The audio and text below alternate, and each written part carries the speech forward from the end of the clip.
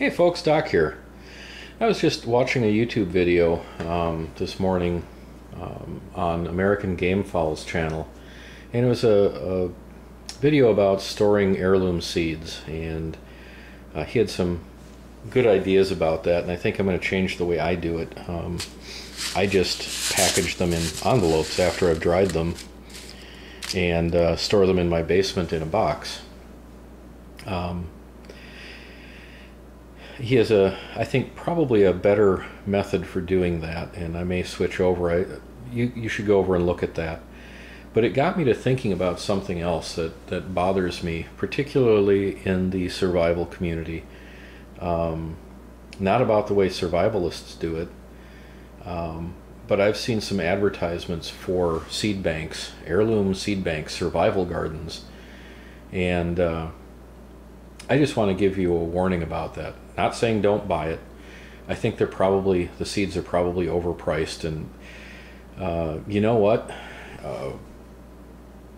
Yeah, sure, they might last 30, 50 years, whatever their claim is. I don't know what it is. I don't care, because I would never go that route. My point is that if you plant a garden,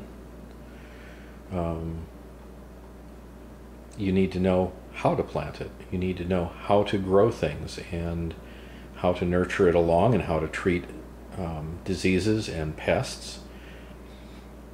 My first garden was last year. I'm by no means an authority on this subject, but I do have opinions. And if you're a survivalist who is counting on putting aside a seed bank, but you have absolutely no clue how to garden, guess what? Your first year, you're going to starve. So my advice to anybody who wants to use heirloom seeds, which is what I do, if you're going to use them, great. The seeds store well. They're viable. They come up next year. You get the same thing. If you did that with a hybrid, you may not get exactly what you had planted if it sprouts. Not what you thought you had planted. It would be some other form of the same plant, like a hybrid bean. Yes, you're going to grow beans from it, but what variety? It is not going to reproduce true to the parent plant, which was a hybrid. So, having said that, I want to re-emphasize it.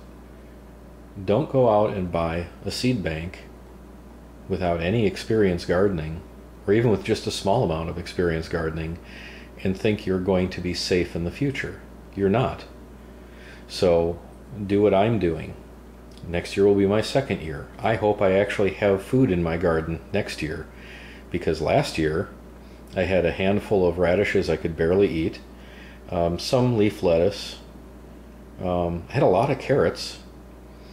My onion sets doubled in size, but when you figure the size of onion you put in the ground is about the size of a small marble, when you get a double-sized marble coming out of the ground for your harvest, it's not, I mean, I thought I was harvesting pearl onions.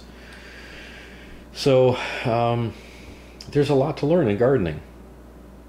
Don't just assume that because you've got this wide variety of seeds and things that you can plant. I mean, we've got beautiful radishes. Here's the red breakfast variety. There's icicle radish or watermelon radish. We've got four hybrid, or not hybrid, heirloom tomatoes.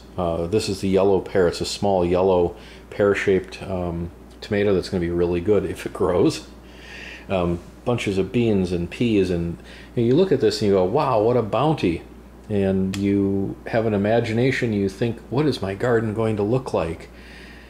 And then after your third squash, summer squash comes up, the plant gets wilt and it dies in 2 or 3 days, and you kind of go, okay, well, that was bad. And then suddenly you see the same kind of mildew growing up through your cucumbers on the trellis, and they all die before you really even understand what's going on. Gardening isn't just throwing seeds in the ground. It's really learning how to it's almost like plant husbandry. You have to know how to keep your plants healthy. So, I hope this has been instructional, especially for those people who were thinking that they were going to grow a garden after Armageddon. You're not. It just ain't going to happen unless you're very, very fortunate. So learn how to garden now, and learn how to be a good gardener, so that if something does happen, you can provide food for your family.